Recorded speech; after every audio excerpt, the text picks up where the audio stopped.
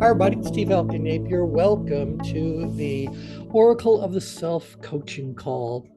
Today, I've certainly had plenty of stuff I had planned on going over with you guys, but something has happened in recent hours that I thought would be a very good opportunity for you to apply your abilities to assess the level of productive tension that someone might be experiencing, and maybe even figure out a little bit more about where they are on the change grid. And then I want to talk about where to move. So we'll start with, and I want you guys to get used to looking at this composite diagram. Even if you're a brand new student, please don't let all these different lines confuse you. Just don't let that happen. Just ignore that there's all these lines. I promise you, all in good time, we'll be talking about what's happening on those particular layers, and you'll better understand why the layers are stacked upon one another and viewed through the pile instead of one layer at a time. So the way you learn it is a layer at a time, but the way that you ultimately use it is by getting accustomed to looking at the composite diagram.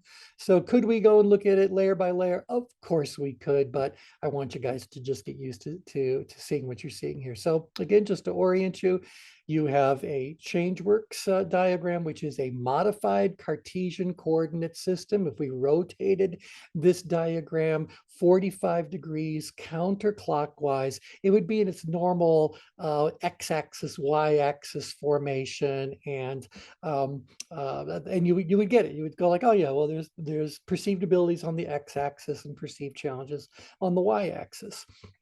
At a certain point in the evolution of our intellectual property, it was decided very early on, in fact, that in order for the change grid to do everything it needs to do, it needed to be rotated 45 degrees clockwise, which is the depiction you see right here.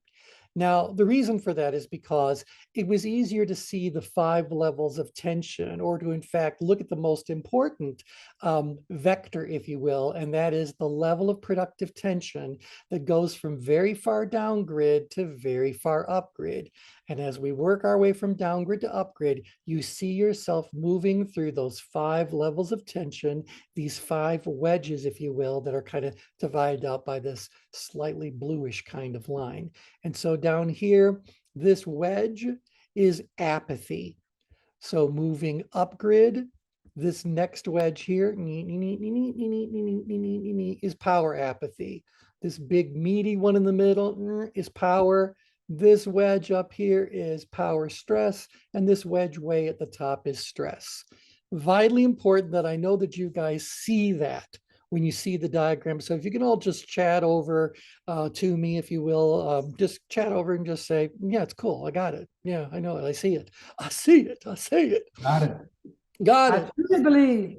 Thank you so much. Yeah, and so if you don't, I'm more than happy to kind of spell it out. But let me just switch to another diagram so you can see why it's done. And so I'm going to change it to the strategic framework.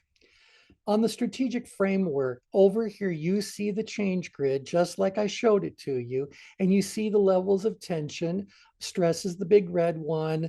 Power stress is this dark, dark, dark gray one. You'll see, we do refer to it as black, but you'll see it's dark, dark gray. We divide power into an upper half and a lower half for reasons we'll get into later. And then down here in power apathy, you see it's all green. And down here in apathy, you see it's all white. So you guys should be able to see these.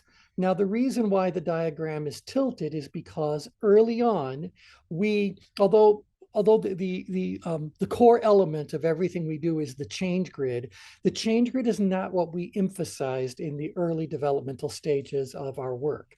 We instead focused on how the level of tension might change, might flow as we worked our way through, in this particular case, a sales or an influencing situation.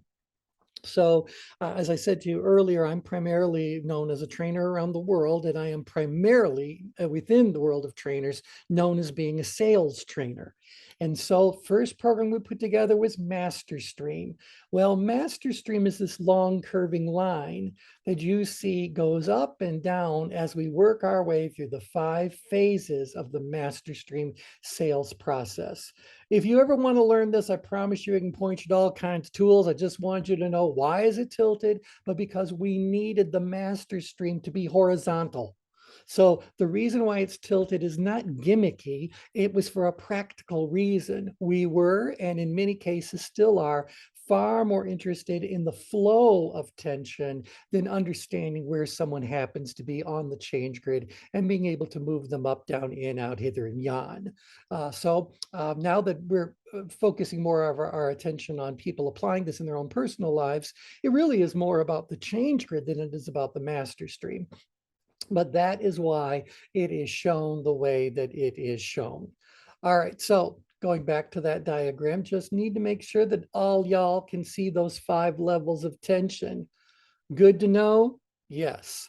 Now, the other thing I'll draw to your attention, and if this is a bit gifted, students, then consider yourselves appropriately flattered.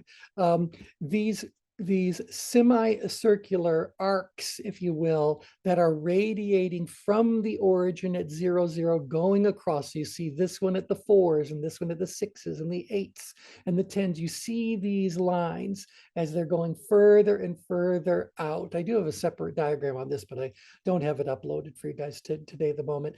Well, that's where we talk about intensity. So, each of these wedges, each of these levels of tension has quite a bit of real estate.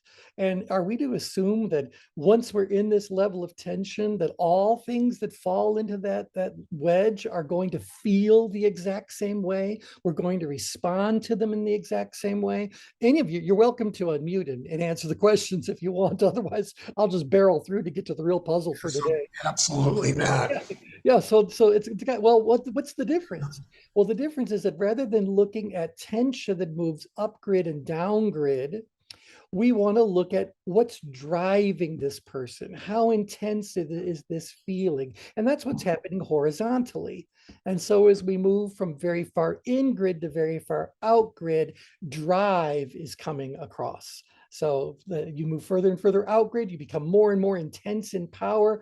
All those things you know about confidence and being in control and all that sort of stuff is going to grow in intensity, until it may actually, well, until it will actually end up in a danger zone.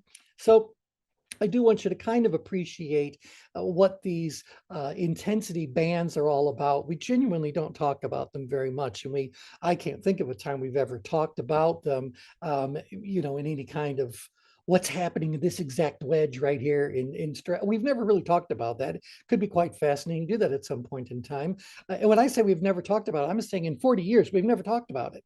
But it would be interesting to just pause and go, well, what does this relatively far in grid level of intensity feel like versus going halfway out, in the middle, out grid even more? What does this intensity really feel like?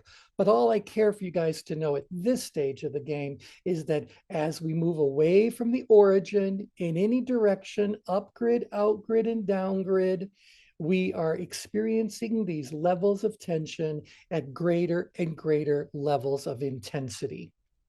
Intense stress versus gentle stress, intense power stress versus gentle power stress, intense power. They all have an intense expression. They all have a very mild expression, and they have a bunch of in-between stopping points that might be worth looking at.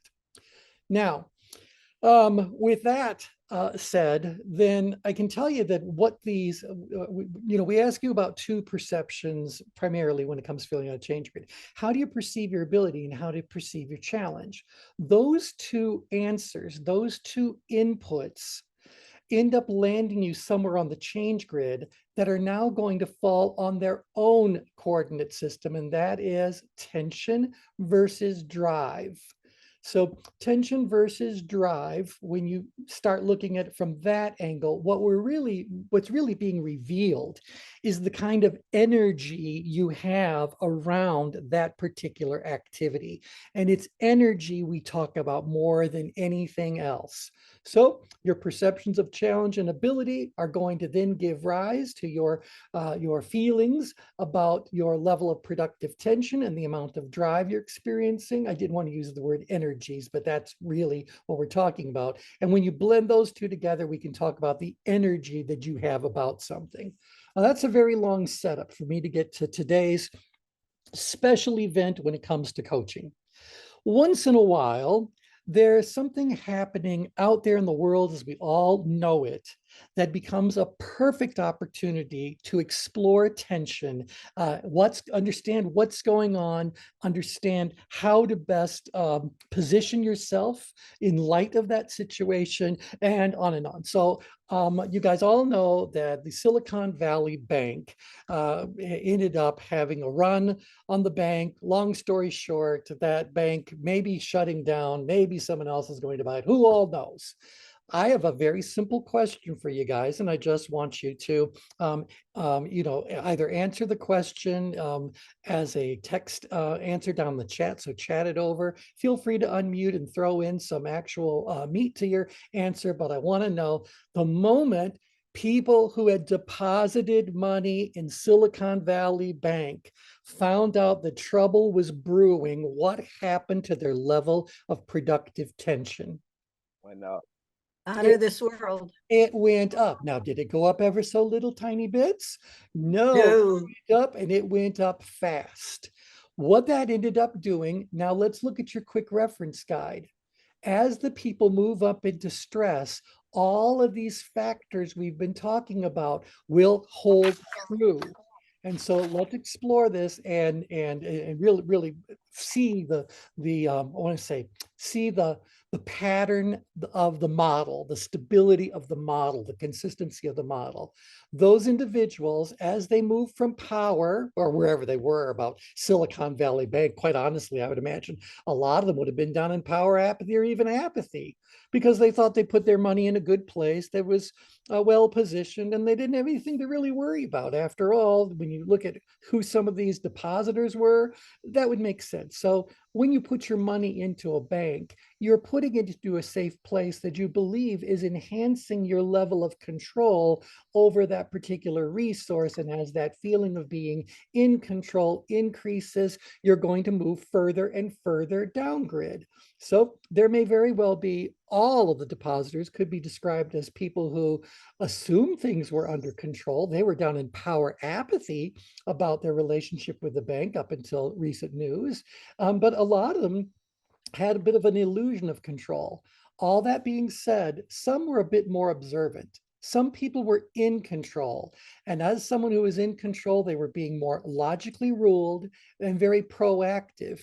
You know, a run at the bank starts with a single person. And it's not so much that that person withdraws money as much as it that that person tells others about it. Now you've got two people. Now you have three people. The geometry starts kicking in. And before you know it, you literally have a physical mob in front of your locations coming in, trying to withdraw their money. Scenes from It's a Wonderful Life should be brought to mind at this particular moment. So now all right, so I'll shut up for a second and throw it to you guys as a question. Can you feel that the dynamic that as I've just described it is what happened? And then we'll talk about what is happening. So I want you guys to kind of embrace what you know about tension management and tell me, does this resonate with you? Does this explain something to you? Yes, no? Oh, I hear typing. Typing is always a good thing to hear. Thank you. Thank you.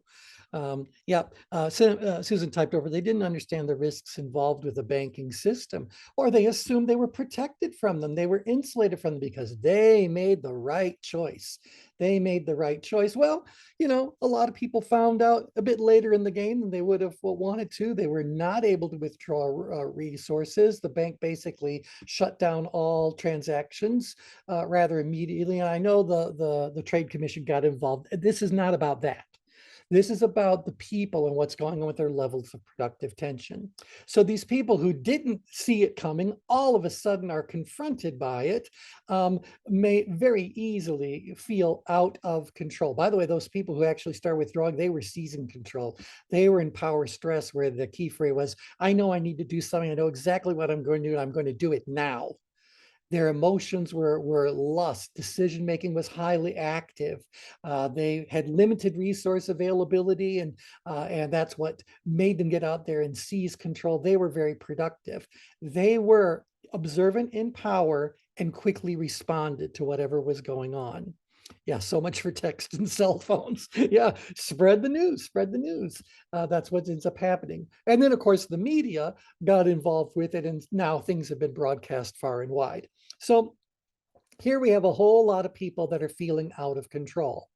Now, again, this isn't about, we try to do this from a very specific vantage point. So it's really important to me that whatever we talk about on this call, our comments are isolated to the tension management aspects of what's in play. So rather than trying to find fault and, whatever, blame, that'll all happen sooner or later. But we're tension management experts. We need to observe it as it is, which means we need to be able to detach ourselves from it as much as we can, so that we can clearly see what's going on and adjust accordingly. So there's a lot of the population who are, again, depositors inside of SVB that are most definitely now up in profound stress. What does stress sound like? I know I need to do something, but I don't know what to do. Just tell me what to do and I'll do it. They're in a panic state. The emotions they're experiencing, anger, grief, fear, and shame, or some combination of these, tend to be quite unresourceful. Being angry is not going to fix their situation. Grieving over the loss of that's not going to help. Fear's not going to help. Shame's not going to help. This is not where the answers lie. Unfortunately, when you're up in stress, this is part of the package deal. You can't be up in stress and be feeling proud and confident and resourceful and logical. It doesn't happen up there. And so again, these people are up there and this is what they're feeling. Now, by the way, they can bounce from anger to shame to grief. It can bounce all over the place. Now, they're also trying to figure some things out. What are they going to do? Unfortunately, their reasoning abilities up in stress are ruled by their emotions. And because they're ruled by their emotions, anger, grief, fear, and shame, and those aren't going to help them, whatever decisions they come up with are not going to be all that good either. And so we describe decision making as being highly reactive, the person jumping on the first course of action they possibly can find, looking for that life ring. But that course of action was not chosen as the result of logically ruled reasoning abilities or emotions that supported them in making the best possible decision. Add to that they literally felt that, and quite accurate, that a key resource they cared about was scarce. But it's not just that one resource. It's not just the money issue that has them up in stress. There are other resources that those people wish they had today that they believe are scarce. So you want to throw out, what other resources do you think someone who's about to watch millions of dollars of their, their hard work vanish? Time. They don't have enough time to get it all done. What else don't they have? Anybody want to throw something out? Maybe knowledge. They don't have knowledge. They don't know, how does this all work? What's this all about? I mean, I know we all signed this thing about the FDIC and whether our deposit was insured. And only now I'm realizing that $250,000 is all that any deposit is routinely insured for. And maybe not even that. Oh, blah, blah, blah, blah, blah. And so they're lacking a plan. That's so Tom and Anja just chimed out over. They're lacking a plan. They don't know what to do. So the resource that they may very well be missing at this point in time is the emotional support, the logical support, the practical support, all those kinds of things that need to be done. So they're saying, can't somebody help me? Who do I need to talk to? Who can get me out of this situation? And of course, then they start calling everybody in the bank bank who is even more stressed out, or how about just as stressed out, but for a different content that's going on in their head. But nevertheless, they think whatever it is that they need is scarce, and it's just not there. Maybe it truly is scarce. Maybe just being up in stress distorts your ability to see the resources that might be around you. But nevertheless, that you are where you are. So how are you feeling control-wise? You're feeling out of control, and we promise you that your productivity overall, it's more likely to be counterproductive than it's going to be useful for all the reasons we talked about stress to begin with. So now I just want to check in. This is certainly not, what I'm sharing with you today is certainly not something I had ever intended to present to brand new students that are being exposed to tension management for the very first time. I thought we'd like start off in kindergarten, work our way through grade school, and get up to junior high school before we go to college. But for whatever reason, based on the people that I see that are participating in these calls, I feel perfectly comfortable just jumping in with most of the stuff that you would be usually wouldn't learn unless you were spending a week or 2 weeks in classrooms learning everything we do. So hopefully you're okay with that. But it does make me want to make sure I'm checking in with you guys, because the point of me introducing this material is not to confuse you, it's to help you understand it so that you can look at a situation in a much better light. So let's see. Okay, so is this how do you send a message? There you go. Yeah, send a message. Exactly. Good for you. All right. Now, so that's where the world is. Now, obviously, these individuals that are in that situation need to be moved somewhere else on the change grid in order for good things to happen. And we can talk about that. Maybe we'll talk about that in just a couple of minutes when I show you what the maneuvers are. But we know they don't need to be up in stress. Maybe if we can get them into power stress, they can at least do some right things, seize control. But there is still a kind of a sense of urgency that kind of triggers people being a little bit more impulsive. They're not reactive, but it could still be not the best quality decision. Usually we would advise people who need to make a decision to go down to power first, do all the logical work that power encourages you to do. And once you really see what needs to be done, well, seize control already, just do it, which is, at least in that moment, stepping up to the power stress level of tension, and on and on and on. Okay, so you understand that dynamic.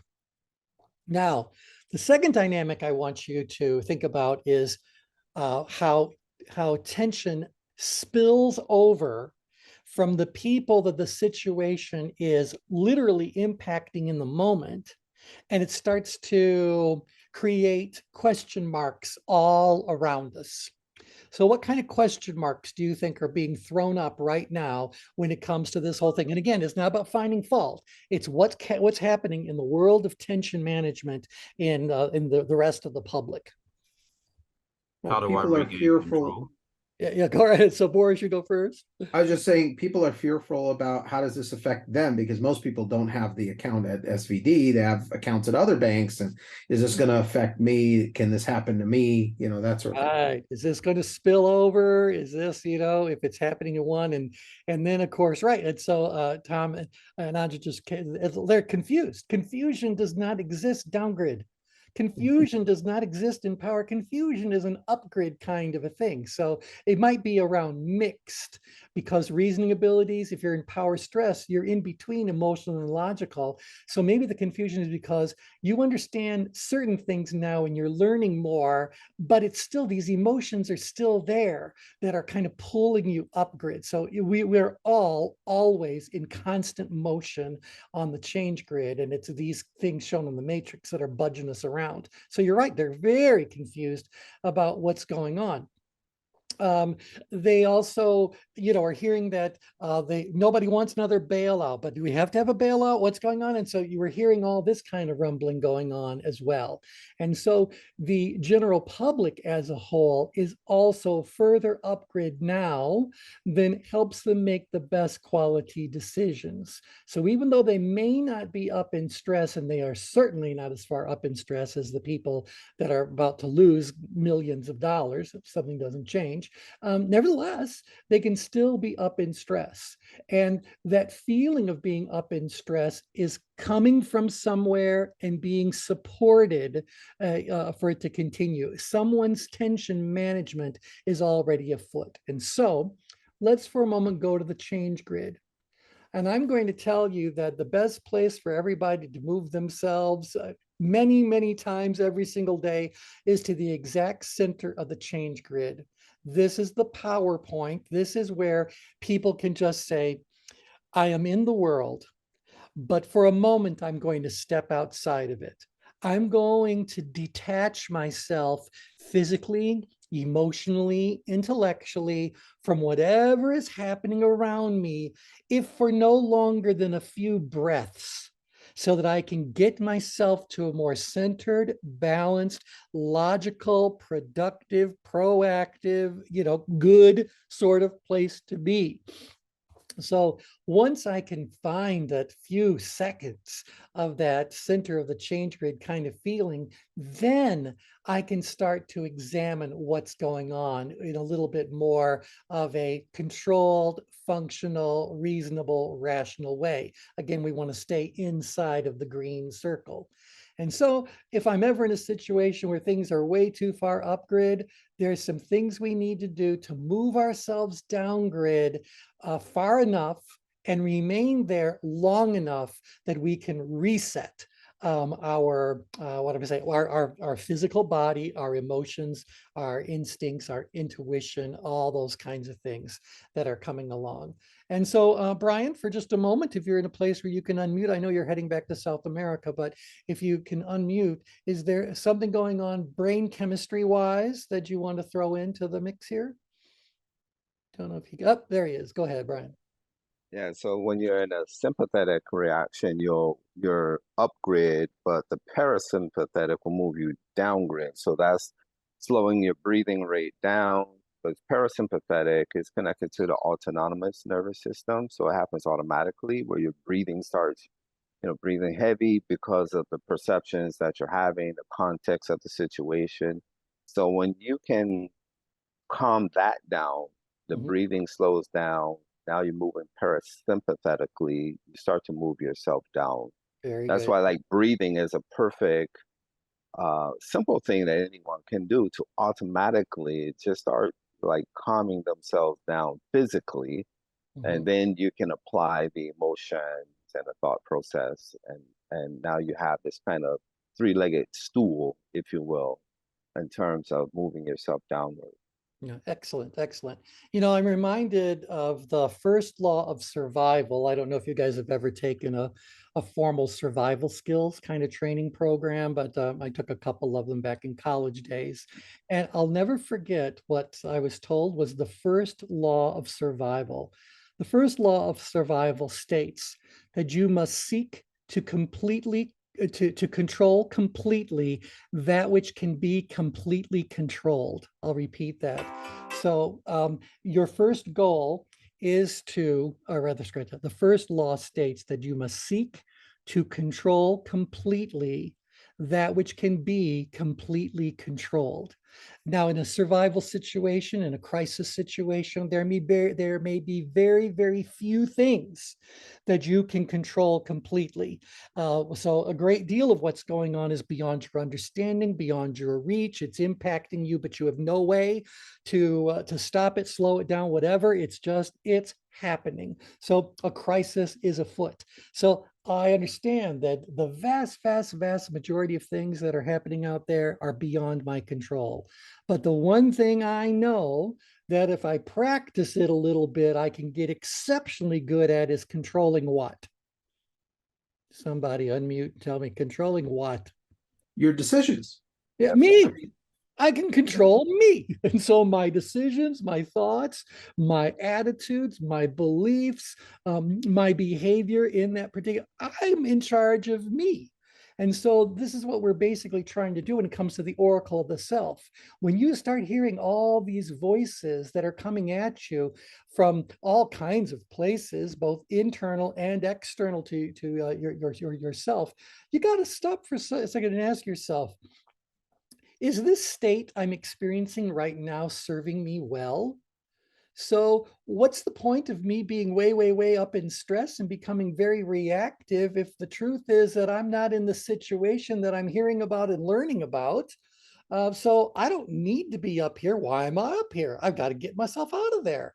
And so we're going to talk about in just a moment how you go about doing that. But you got to recognize that all of these voices in your, we talk about the whole choir. It's all impacting your level of productive tension.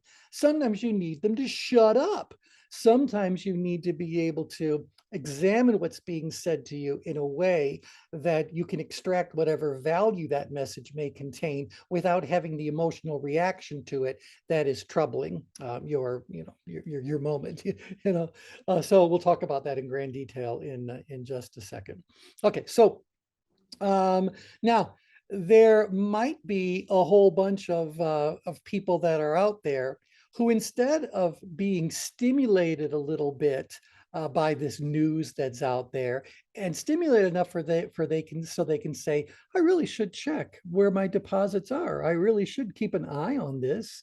Maybe I should talk to my banker. Maybe I should. And you might be going like, well, maybe I should just watch and see what happens for the next 45. You can make a decision right here about how you're going to proceed. And sometimes the next move you take is to just stay where you are, just decide to stay put. But I'll bet you there's a lot of people out there who are going like, I don't have enough money saved to be worrying about where is it all at. If I get 250 grand worth of insurance, well, that'll cover my deposit. There's a whole lot of people out there whose reality is very, very different. And their reality may be one that such things that are happening out there, at least in their perception, isn't really going to impact them. Now, that's a very limited way of looking at things, but let's explore why. Why is power apathy and apathy problematic as a response to have in a situation like this?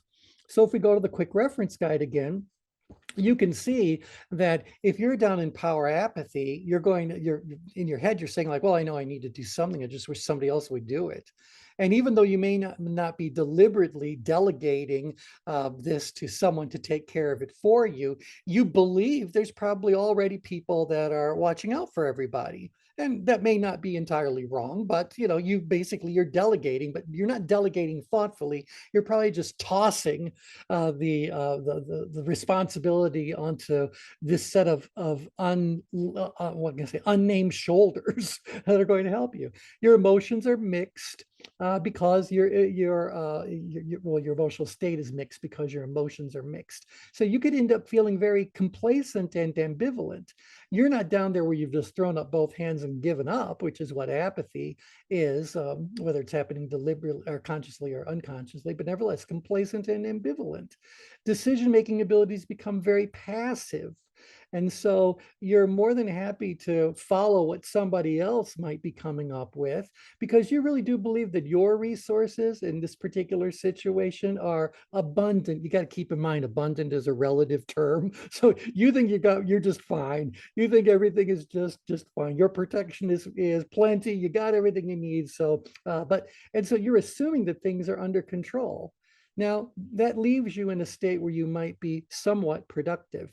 You might be kind of still listening in on what's being told and kind of watching even accidentally how things might be changing. So there can be some productivity that can occur there, but usually it's the productivity that comes with things that were already put in place. So you may have insurance to cover your investments, in which case you can assume that the control is there. You might even feel in control So you get the idea. We're always in motion. Things can be happening. But if you're way down in apathy about it, do something. I don't need to do anything. Things are fine just the way they are. You think someone might have their head in the sand there? And when it comes to this particular issue, that's not a good place to be, because whether they have this illusion of control, where they believe that their resources are unlimited, that nothing is going to threaten, no problems are going to ever rise, etc. All right, so I just wanted to go over this so you guys can see what is happening in terms of placement on the change grid when things like this happen. So far, so good. You guys tracking with me? Is this okay? Yeah. Hey, I have a question for you. I'm tracking with this perfectly, and I just want to get the perspective of how does what I'll call the wisdom of crowds make a difference on how people react? So clearly, this is an external thing that is impacting an individual, and everybody may be at a different place depending on their circumstance. But then in their response to what they're going to do about it, they look around and they see, everybody else heading in a particular direction, right? Yeah. Because of what's going on. How does that impact people's ability to make prudent decisions, if that makes sense? Yep. Around what they perceive versus what is actually going on? Yeah, well, that was a perfect setup for the next little part that I wanted to talk about. And so I think that your question is going to be answered as I throw this out there. So whenever chaos exists, opportunity exists as well. So there is a way that this whole banking crisis, whether it's really happening or not happening, whether it's going to get worse or not going to get worse, is irrelevant to most people, because most people, to Boris's point, are going to be pulled into whatever's happening with the crowd. And so if the crowd is screaming and going like, oh, it's, the sky is falling and all that kind of stuff, it is the message of that crowd that is pushing you further and further upgrid. So if you're going to be in the environment of that kind of tension, remember that attention doesn't stay confined to your particular body. The tension that you're experiencing is being transmitted to all those around you. And this is true because how often can you just walk into a room and kind of go like, ooh, something's going on here, or somebody's having a bad day, before anyone even says anything? You can pick up energetically what's going on. So I don't know what organ is collecting that data. All I know is that we all have that ability to sense tension in the air, if you will. And so now you get enough people that are feeling in a particular way, and we're going to watch movement. So here's the real problem. The real problem is that it isn't just one crowd. It isn't just one mob. There are multiple mobs, many, many mobs. Some of those mobs may be encouraging people to move upgrid, because by encouraging the population to move upgrid around something, they predict that a certain set of outcomes may happen, or a certain set of opportunities may present themselves that can then serve the person well, the manipulator, if you will, well down the road. Now, the people that are part of this crowd don't even realize they're part of that crowd. But there is a mechanism that is in play underneath that crowd. How did this crowd form if this crowd wasn't informed first? The information they received is certainly not complete. Who knows if it was accurate, but they received certain pieces of information from certain parties who may just be parroting what they heard from someone else and have no ulterior motives whatsoever, or maybe wanting to leverage this situation in a way that might serve them well. So just keep in mind that there is, in the world of controlling minds, controlling the way people are thinking, and doing whatever they're doing, there is a certain reason why we might want to keep the population further upgrid than the situation at hand actually requires. That is the challenge of our time, if you think about it. Because remember, when people are upgrid like that, the cortisol is not the enemy. The body's always emitting cortisol, and immediately at the base of the brain, your pituitary gland is in charge of regulating it. But if you're just continually getting information, now you're going to get in a situation where even if you're not impacted by it directly, like mirror neurons, you're going to get the same effect of the group effect that Boris just described. That's So right. now you're like, how is this infecting me? How am I upset? And I don't even have money at the bank. Exactly, exactly. And so you have to ask yourself, well, then why does this dynamic even occur? Well, so think about it. Again, we have to start upgrid because the situation, a real situation triggered something. Now, did it trigger something that is, the sky is falling, all that kind of stuff? That is yet to be seen. Maybe, maybe not, who knows? But nevertheless, such an upgrade situation exists, and that upgrade situation creates opportunity for others. So now think about this. There may very well be someone who is more outgrid, very driven. They want to even a driven driver. They really want to go out there and make something happen. They want to be able to seize control, or no, they're seizing it because they want to hold that control. They really want to do whatever, you can plug in whatever you want right there. But in order for these individuals to get that crowd to stop looking upgrid and start looking outgrid, the message that they may be receiving is that X has happened and so is to blame. X has happened and that means all of this is heading our way. X is happening and you have to ask yourself, are you done with it? Are you fed up with it? Join us in our mission. Because remember, the driver energy is all about making something happen. The driven driver is the boss of whatever is going on. And he has a little army of all the other kinds of drivers that are out there. And very much that's a good place for the whole world to be, as long as the person doesn't end up spilling into the outgrid danger zone, where now they really no longer care about the people that are being moved and managed and manipulated, but instead just the outcome, as that outcome serves them well. So remember that in the outgrid danger zone, we find a whole lot of highly undesirable sorts of qualities and traits and behaviors and things like that, including right there where you see my little plus, you would find on the comprehensive adjective map the word warmongering. And so there's a lot that's going on. So if I have a certain motivation, I may say, well, while other people are just moving them upgrid, perhaps to sell advertising dollars or whatever you get, if you can get someone to keep watching a video, a YouTube video or whatever, maybe what I need to do is to let them know that they are out of control. And if they join with us, if they listen to what I have to say, I will lower their level of tension and I will end up helping them to conquer that. But I need them to join forces with us. We need to come at this with an assembled kind of front. So can you guys feel that there is a reason why upgrid people can easily be moved outgrid when someone comes along and says, you don't have a path, I do. You don't know the way, follow me. So get the idea? Anyone want to unmute and chime in on that? Anybody?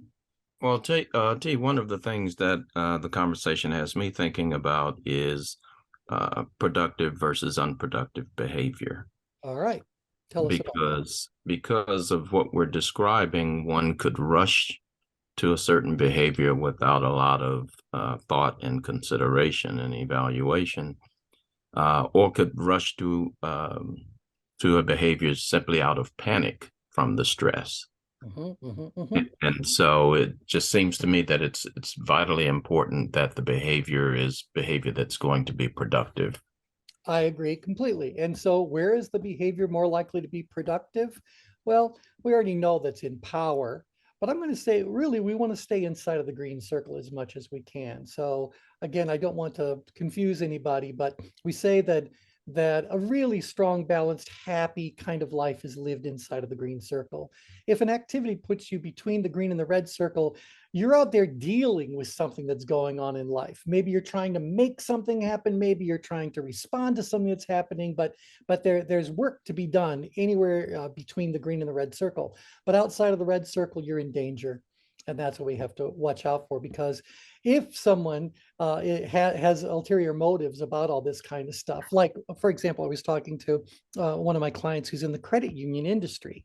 And I said, well, how do you think the credit union industry is responding today to the fact that that SVB happened, and they believe that it's going to damage local regional kinds of banks more so than the big ones for obvious points of leverage protection and all that sort of thing. And so if you can imagine, the leaders of the credit unions are saying, like, well, this is our opportunity to get advertising out to people to say there's a reason why people should put their money in a credit union instead of into a bank. And so they can be now giving very outgrid messages that are designed to help you feel like you have a new resource. You have, you're being rescued. You know someone who has a path. So you don't need to fret about it. We can make life easier for you. That kind of messaging right now. So join in the credit union movement, saying no to the banks, blah, blah, blah. It's the banks, it's the greed of the banks, but a credit union is owned by you, the depositors, blah, blah, blah. So can you guys kind of see from an advertising perspective, whenever one industry has a crisis, there may be another industry who can leverage that crisis to its own benefit, which, by the way, simply makes the crisis worse. Thoughts about that? Okay, so again, this whole thing about, yeah, what? No, I was just going to say, T, in my work in crisis consulting, I've always told people that you got to stop the noise, number one, step one. And step two is you got to slow things down. Yep. And what you're describing, going from being outside of the green circle between the green and the red and trying to get yourself to be inside the green circle, is absolutely the correct approach. Yeah. Because otherwise you're going to be subjective to being reactive to whatever's happening, and there's too many noises out there that you could be focused on that are not going to be productive for you. That's right. That's right. So you have to believe that most of the world spends most of its time being manipulated more than it spends time manipulating others. But there are always situations, opportunities, organizations, people, whatever, who are going to take whatever the situation is and leverage it in such a way that it helps them to achieve whatever their desired outcomes happen to be. Now, again, the change grid doesn't cast value judgments. This is tension management.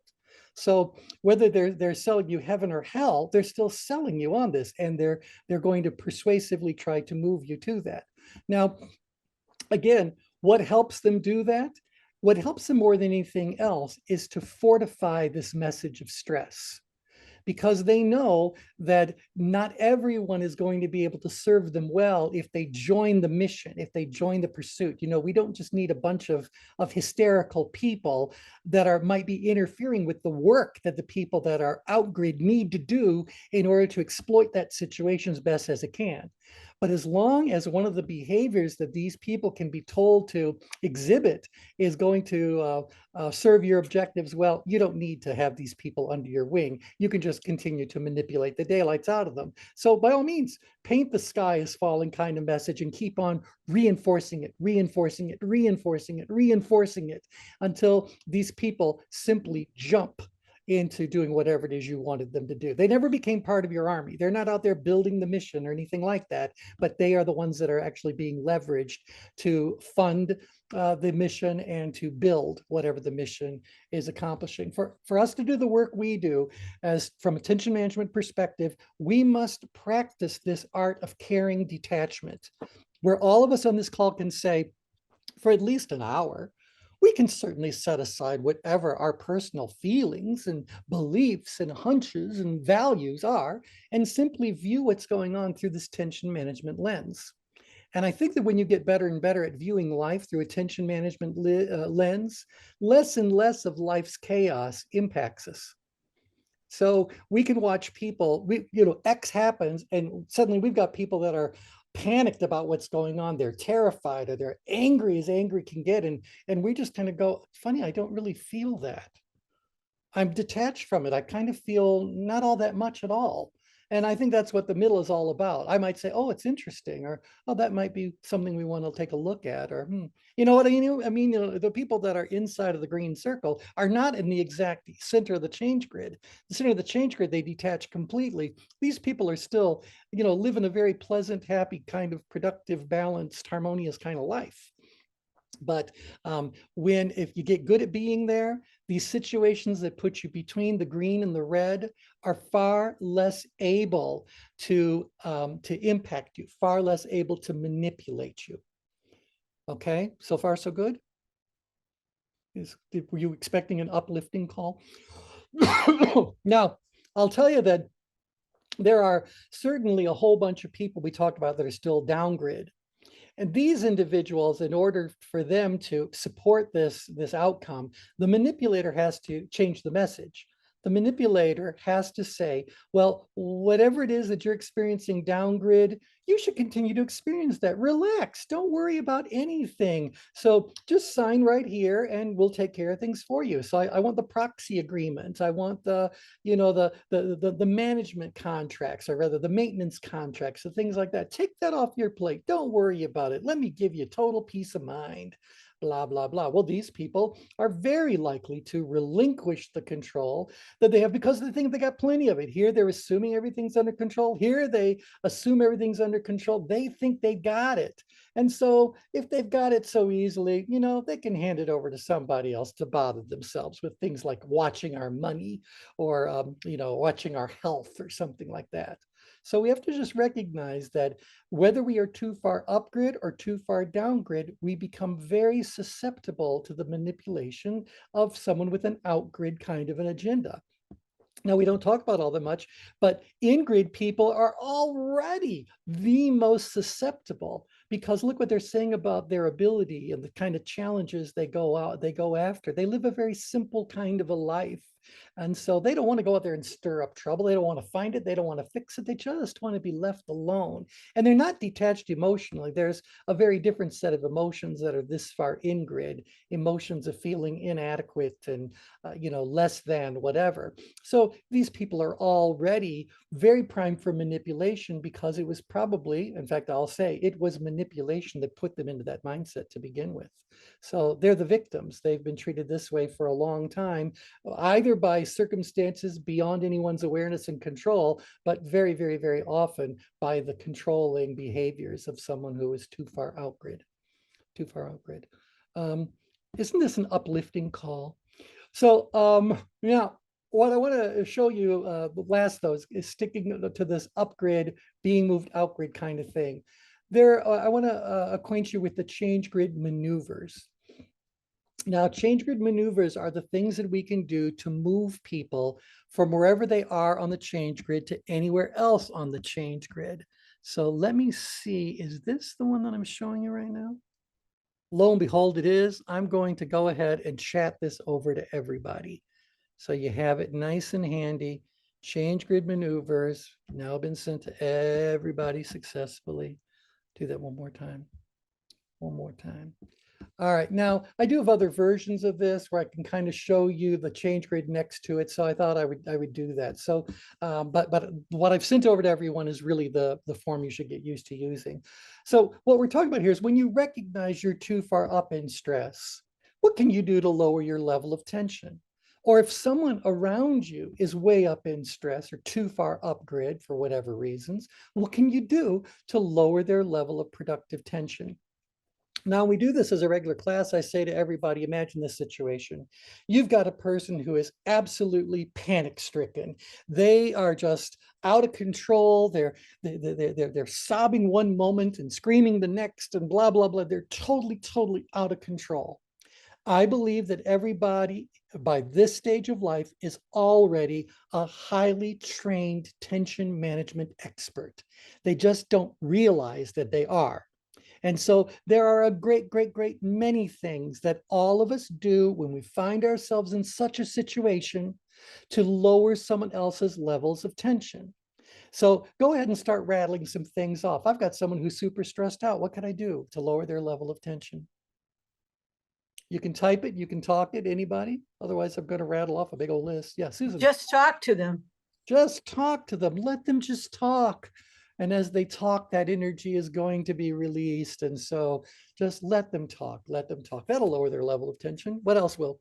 Refocus them. Get them refocused on something else. So instead of looking at this big overwhelming situation, maybe we can get them to just look at this. So instead of looking at banking global, why don't we just look at what's going on in your personal banking situation? So get them to focus on something inside of the issue or something unrelated to it, just to get them to clear the air.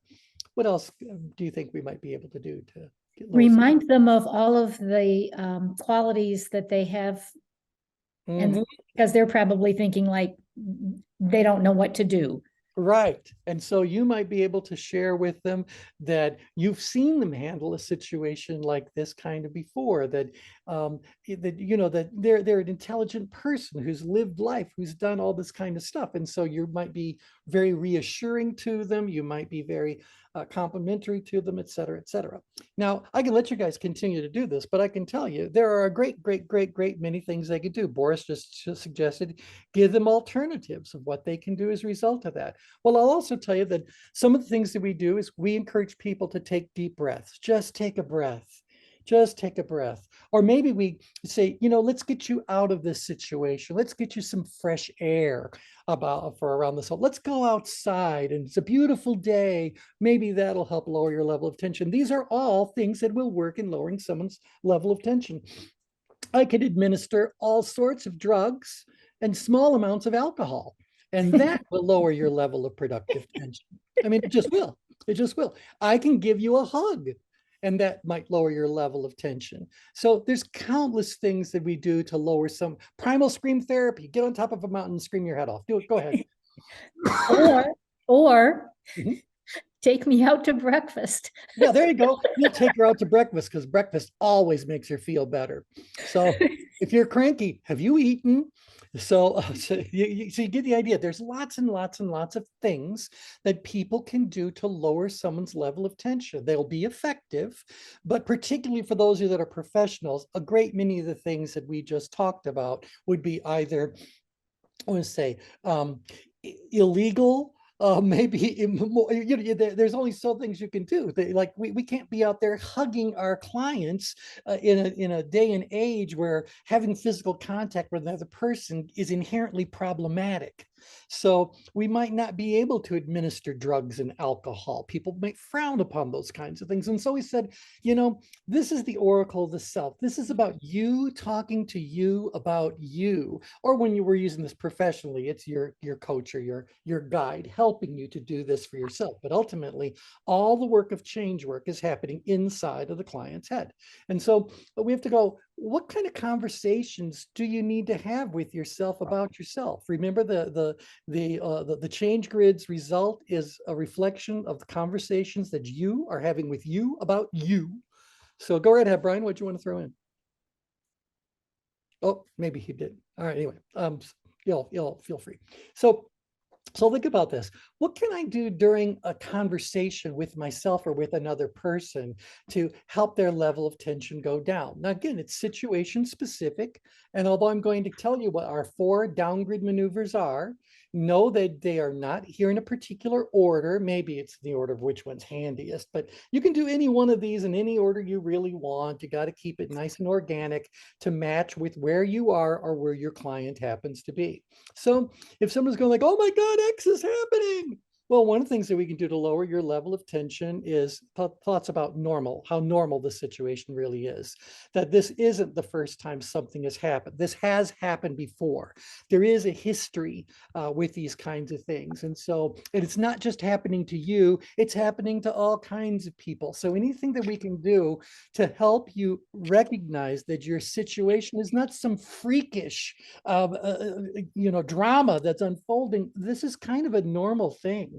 It might be the first time it's happened to you, but it's happened to a whole lot of people, a whole lot of times over a whole lot of years.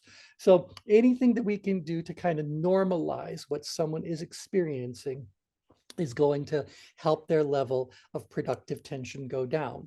Now, is normalizing going to move you from stress all the way down to apathy? Absolutely not, but it might take the edge off. Maybe I'm just trying to move you out of extreme stress, even to just gentle stress a little bit, not even power stress yet, but can I just take the edge off? Now, once we look at the normalizing, another thing we can think about doing is simplifying.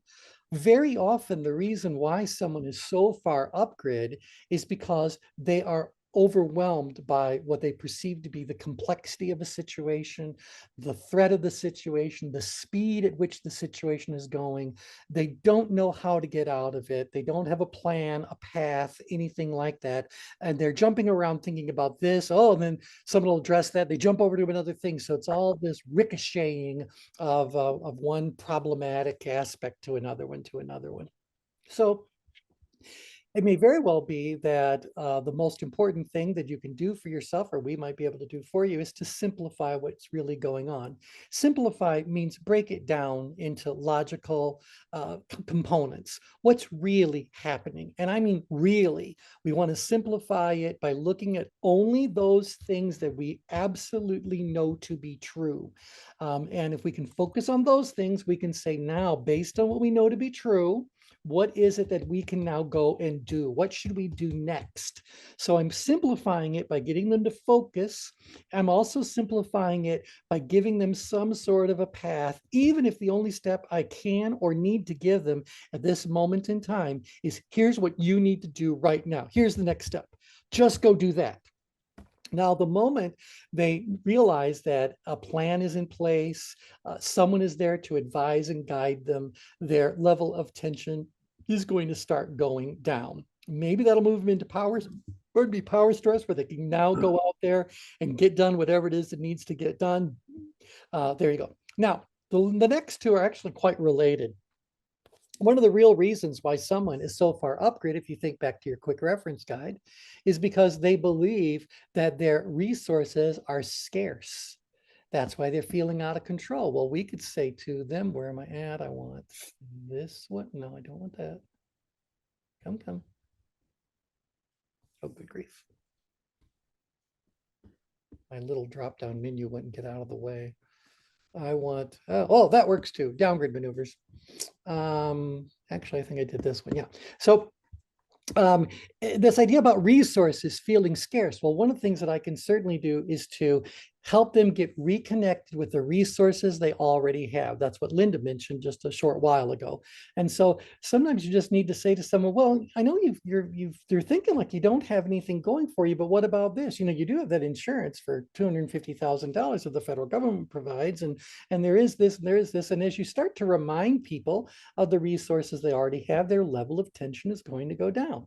The other thing that we can do is to add resources, give them the information they don't already have, give them the tools, give them the support, give them whatever it is they don't have. And if you can't give it to them directly, give them a way to get it for themselves. So you're adding resources. So these are the 4 downgrade maneuvers. If you are working with any kind of a quality human development professional and they encounter you being too far upgrade, they may very well do things like breathing exercises, maybe pressure point massage, although they're not going to touch you, all that sort of stuff that'll actually work. But we want, and maybe, by the way, that's adding a resource. But what we're really doing is normalizing, simplifying, restoring, and adding resources. If we do that, your level of tension is going to go down. Now we're a few minutes over, but I just want to say, now that you know how to lower tension, the next burden that you have to address is just lowering it enough to get to the change you want. If you want to just be down in power, which is where we're advocating for this particular situation, there's no reason to move people all the way down to power apathy. I don't need to, that's counterproductive. I might have to now rebuild tension to get them to go do something. So you want to make sure that you never overshoot your destination. You just want to do enough of a downgrade maneuver to move you to where you want to be. Maybe, just maybe, a bunch of deep breathing and restoring a couple of resources is all it's going to take to get you to a more productive place. Let's see, Tim has just shared, Americans are struggling with multiple external stressors that are out of their personal control, with 27% reporting that most days they are so stressed they cannot function, according to a poll conducted for the American Psychological Association. And interesting, more than 25%, almost a third.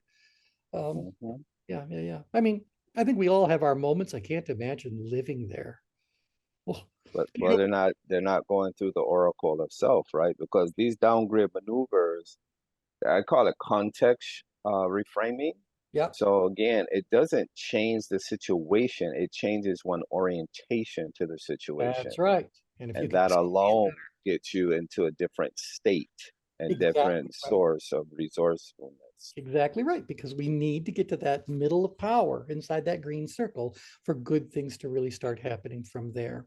Yeah, and that's why I was saying earlier about productive behavior versus non-productive behavior, because just the simple matter of the panic of the stress can cause folks to feel the need to do something, Exactly and right. that something may not be something that's productive for them. That's right, right. And I mean, because truly, while we talk about all these as being levels of productive tension, with rare exception, we would not really say that stress and apathy are all that productive. But I don't want to give up either one of them because I do need to escape the bear and I do need to fall asleep. So it's okay with all that. But when it comes to really doing something, producing an outcome, it's really more is about a bit of power stress, power, maybe leave a little bit of power apathy, but definitely on the more outgrid side of things, but not in the danger zone. Not in the danger zone. Okay, that's our time for today. I will tell you that we'll pick up next time on the upgrade maneuvers, because this is what you do if you're down in apathy. But this is also the things you need to watch out for if you're being manipulated. If you're already upgrid and someone comes along and does upgrade maneuvers, where do you end up? You end up even more upgrid. And so keep in mind, this is happening all the time, and we don't want this to be something that you aren't aware of, so that you can decide if you're willing to participate in that drama or if you're just going to insulate and protect yourself from it. Okay, with that, any final questions, thoughts, comments? Hey, T, I was thinking about the downgrade maneuvers and how much I appreciate it, and the thought process around assumed constraints. Yes. How people paint themselves in a particular corner and they take away their own resources. And a lot of times it's just, whether it's real or imagined, it's an assumed constraint. And by using the downgrade maneuvers, we're taking those things out of the way or help clearing up some space in their mind to process. That's right, because not only do we need to do downgrade maneuvers when there are true exterior, external physical things that are going on, we may also need to perform downgrade maneuvers on obstacles of the mind. That's what we talked about last time around, about why do we focus so much on obstacle identification? Because that's what the problem is. So, all right, with that, any other comments? Great class, T. I'm Great class. glad you enjoyed it. Yep, Great. awesome. Okay, everybody, have a wonderful week, and we'll talk again very soon. Bye for now, everybody. Thank you. Bye. Thanks. Take care, everyone.